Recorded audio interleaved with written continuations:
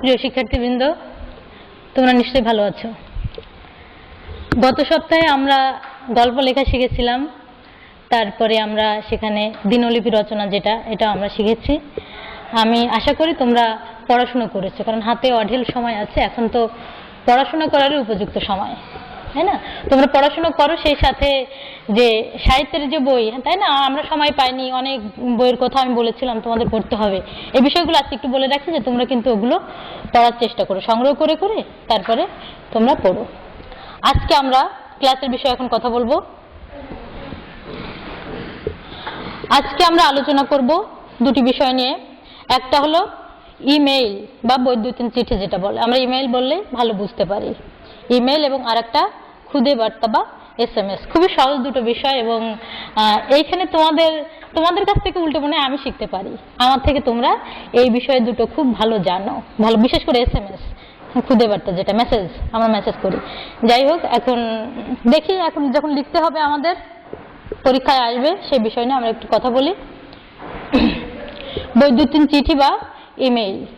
Email করা এই বিষয়টাও তোমরা জানো, অনেকে মেইল পাঠাও, বন্ধু বান্ধবের কাছে পাঠাও, বা বিভিন্ন প্রতিষ্ঠানে, যে আমাদের প্রতিষ্ঠানে অনেক কিছু লিখে টিকে পাঠাতে হচ্ছে। বর্তমান অবস্থায় তো ইমেইলের গুরুত্ব সবচেয়ে বেশি। সামাজিক যোগাযোগের যে বর্তমানে সামাজিক যোগাযোগ মাধ্যমে অনেক কিছু হয়, তাই না? তথ্য প্রযুক্তির যে উন্নতি, এই কারণে আগে একটা চিঠি পাঠাতে হতো, একটা অনেক সময় লাগতো, সময় সাপেক্ষ ব্যাপার ছিল। বর্তমানে তথ্য প্রযুক্তির যুগে, উন্নতির যুগে, এখন খুব দ্রুত এক জায়গা থেকে আরেক জায়গায় আমরা চিঠিপত্র ইত্যাদি, দলিল, যা আমরা পাঠাই না কেন, এটা পাঠাতে পারি। কিন্তু এটা ডাকে বা অন্য মাধ্যমে পাঠাতে গেলে অনেক সময় লাগে, আর ইমেইলের মাধ্যমে আমরা খুব দ্রুত পাঠাতে পারি। সুতরাং বৈদ্যুতিন চিঠি বা ইমেইল বলতে বোঝাচ্ছে তথ্য প্রযুক্তি ব্যবহারের মাধ্যমে নথিপত্র বিষয়ক যোগাযোগের দ্রুততম ও আধুনিকতম মাধ্যম হলো ইমেইল বা ইলেকট্রিক মেইল। দেখো, মেইল পাঠাতে গেলে আমাদের কিছু এই ল্যাপটপ, স্মার্টফোন, কম্পিউটার, তবে ট্যাব, যে কম্পিউটার, যেটা ট্যাবলেট বলে, এইগুলোর প্রয়োজন।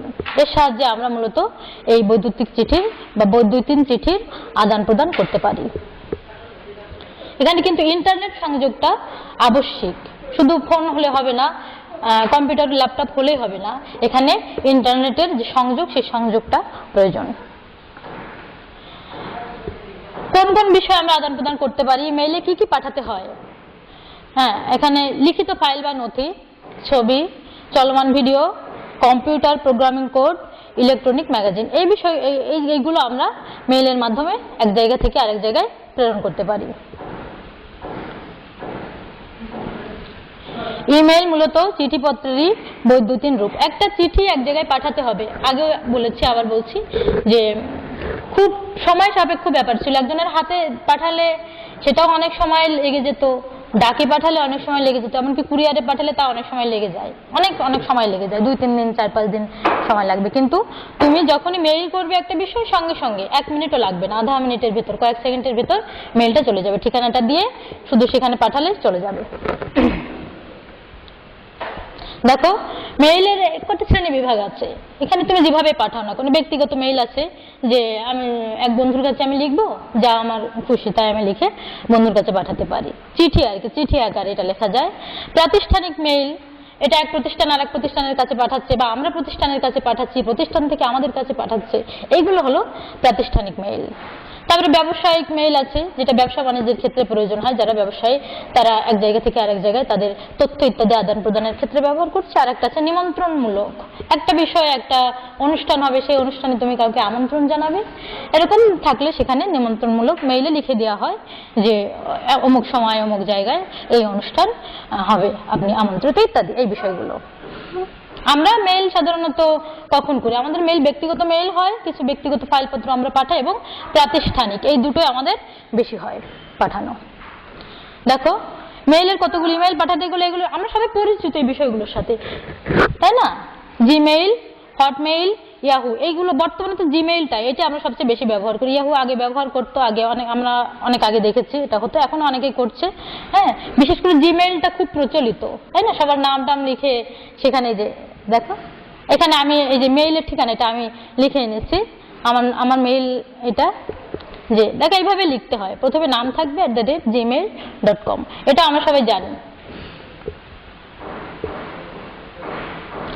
এই কিছু নিয়ম আছে, এই নিয়মগুলো অনুসরণ করতে হবে। তোমরা দেখবে তোমরা পারো, এটা হাতে কলমে শিখলে সবচেয়ে ভালো হয়। কম্পিউটার ল্যাপটপ তোমাদের আছে, তোমরা নিজেরাই মেইল করে শিখে নিতে পারো। এখানে তোমাদের যেহেতু পরীক্ষায় লিখতে হবে, এই জন্য এই নিয়মগুলো তোমরা একটু দেখে নেবে। এখানে আমি লিখে এনেছি আর বইতেও আছে।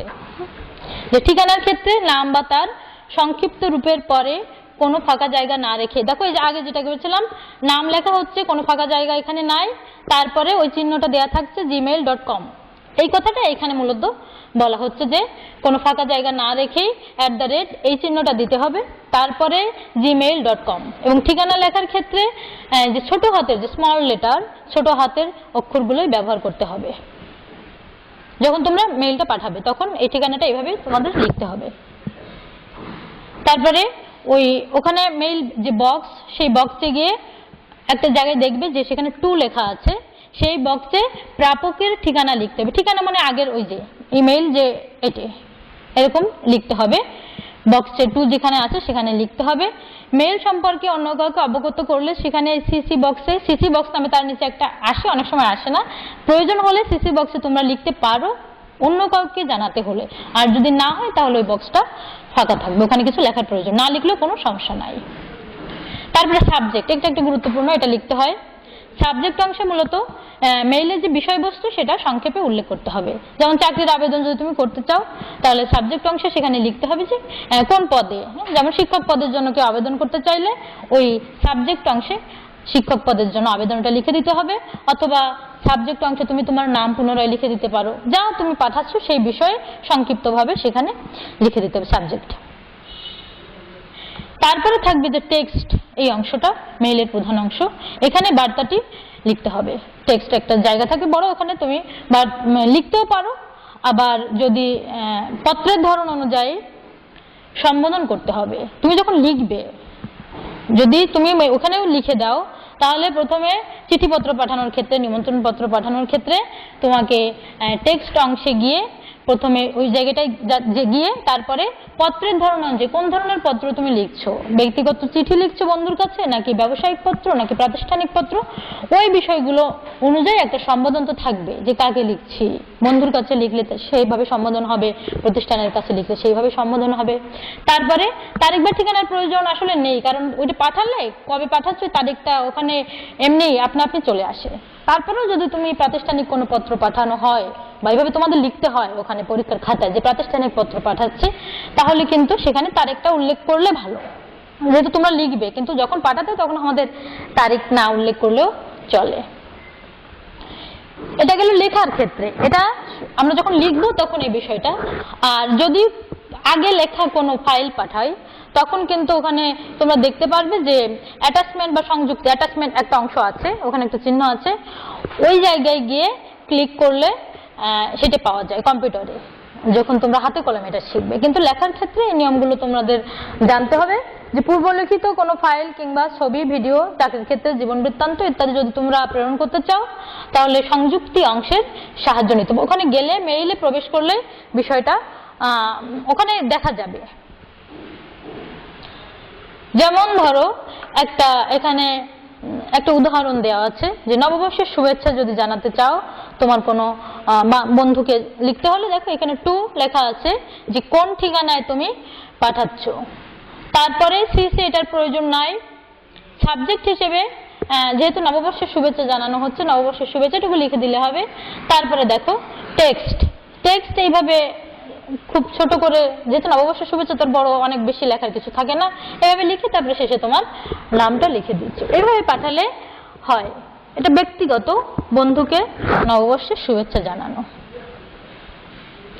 ঠিক আছে, এটা ইমেইল বা যে বৈদ্যুতিন চিঠি যেটা, এটা এইভাবে লিখতে হবে, এই নিয়মে লিখতে হবে। তোমরা সবসময় খেয়াল রাখবে যে লেখার ক্ষেত্রে ঠিকানাটা যেন ঠিক হয়, ঠিকানাটা ঠিক মানে সঠিকভাবে লিখতে পারলে।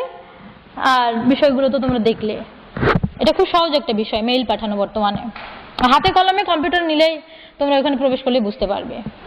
এরপরে যে বিষয়টা আছে এটা হলো খুদে বার্তা বা SMS, মেসেজ বলি আমরা, তাই না? এটা আমরা অনেকেই মেসেজ দিই, ইন্টারনেট সংযোগের সাধারণত প্রয়োজন হয় না। মেসেজ SMS এর যে এটা ইলাবোরেশন এর হলো শর্ট মেসেজ সার্ভিস। আমরা SMS বলছি, মানে ছোট্ট করে আমরা একটা সংবাদ প্রেরণ করছি। খুব বড় করে লিখতে গেলে তখন আমাদের মেইল করতে হবে, অনেক কিছু লেখা যায়। আর মেসেজ বা SMS করতে গেলে, খুদে বার্তা লিখতে গেলে আমাদের খুব ছোট্ট করে আমরা সেখানে লিখে থাকি। এবং এটার সাথে তোমরা অনেকেই খুব খুব পরিচিত এবং সবাই পারো মেসেজ লিখতে। ইন্টারনেট সংযোগের প্রয়োজন হয় না, যে কোনো একটা বাটনের ফোন, সেই ফোনও যদি থাকে তাহলে মেসেজ খুব সহজে লেখা যায়। মোবাইল ফোন ব্যবহার করে সংক্ষিপ্ত বার্তা প্রেরণকে বলে খুদে বার্তা বা SMS। খুদে বার্তার ক্ষেত্রে ইন্টারনেটের প্রয়োজন হয় না, এবং এইটাই মানে হঠাৎ করে, সবসময় তো সব জায়গায় ইন্টারনেট থাকে না, কিন্তু মোবাইল নেটওয়ার্কের মাধ্যমে এক জায়গা থেকে আরেক জায়গায় খুব দ্রুত প্রেরণ করা যায়। এই জন্য এটা একটা জনপ্রিয় মাধ্যম। এবং এখন থেকে বেশ কয়েক বছর আগে, 10 বছর আগে ধরো বা তার এরকম একটা সময়ে, কিন্তু মেসেজটাই ছিল মাধ্যম সবচেয়ে। তখন তো ইন্টারনেটে এতটা, ফেসবুক, ইন্টারনেট ইত্যাদি এতটা যোগাযোগ মাধ্যমে এতটা উন্নতি হয়নি। আমরা যখন ছিলাম একটু ছোট, তখন কিন্তু এই মেসেজের মাধ্যমে মেসেজ দিত, কে কাকে মেসেজ দিচ্ছে এবং সুন্দর সুন্দর কথা লিখে শুভেচ্ছা পাঠাচ্ছে মেসেজের মাধ্যমে, SMS এর মাধ্যমে ইত্যাদি। বুঝতে পারছো? এটাই বর্তমানে এটা এই কমে গেছে, এখন তো সব চ্যাট, মেসেঞ্জার, হ্যাঁ, ইত্যাদি। যাই হোক, নিয়মটা এখানে নিয়ম তোমরা দেখে রাখো, যেহেতু তোমাদের লিখতে হবে এই কারণে নিয়মের কথা বলছি। বাংলা বা ইংরেজি যে কোনো ভাষায় লেখা যায়, তুমি যে ভাষায় লিখতে চাও সে ভাষায় লিখতে পারবে। অনেকে তো ইংরেজি অক্ষর ব্যবহার করছে, লিখছে বাংলায়, হ্যাঁ এটাও হয়। আবার কেউ শুধু বাংলায় লিখছে। কাঙ্ক্ষিত ব্যক্তির মোবাইল নম্বরে এটি প্রেরণ করতে হয়, এটা ফোন নম্বরে প্রেরণ করতে হয়, আলাদা কোনো ঠিকানার প্রয়োজন হয় না। ব্যক্তিগত ছাড়াও সামাজিক, ব্যবসায়িক কিংবা প্রাতিষ্ঠানিক প্রয়োজনেও খুদে বার্তা প্রেরণ করা হয়, তাই না? আমাদের প্রতিষ্ঠান থেকে তোমাদের খুদে বার্তা প্রেরণ করে অনেক কিছু জানানো হয় তোমাদের গার্ডিয়ানের নাম্বারে, কিন্তু তোমরা তো নিজেরাই ডিলিট করে দাও, সেটা দেখাও না। ওটাই হচ্ছে খুদে বার্তা, আমাদের প্রতিষ্ঠান থেকে জানাচ্ছে। দেখো, বন্ধুকে জন্মদিনের শুভেচ্ছা জানিয়ে এখানে তোমরা যেভাবে লিখবে, তোমাদের যদি আসে, তোমরা লিখতে গেলে ফোন নাম্বারটা পুরো লেখার প্রয়োজন নাই। প্রথম একটু লিখে তোমার ফোন নাম্বার, নিজের ফোন নাম্বার দেবে না, বানিয়ে বানিয়ে যা পারো এটা লিখে ওইখানে ওই চিহ্নগুলো বসিয়ে দেবে। তারপরে দেখো, জন্মদিনের শুভেচ্ছা জানানো হচ্ছে বন্ধুকে।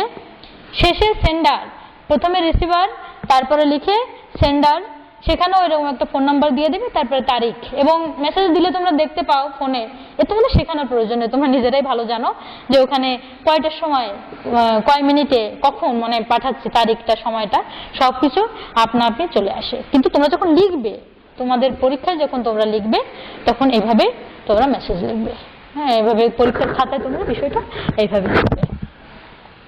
ঠিক আছে, আজকে তাহলে আমরা দুটো বিষয় শিখলাম, একটা ইমেইল কিভাবে করতে হয় এটা, আর একটা হলো খুদে বার্তা বা মেসেজ। এই বিষয়টা তোমরা জানো, বোঝো, পারো, তারপরেও কিভাবে পরীক্ষার খাতায় লিখতে হবে এইটা একটু ভালো করে খেয়াল করবে, তাহলে লিখতে পারবে। এটা বেশি কঠিন কিছু নয়। ঠিক আছে, ধন্যবাদ, ভালো থাকো সবাই।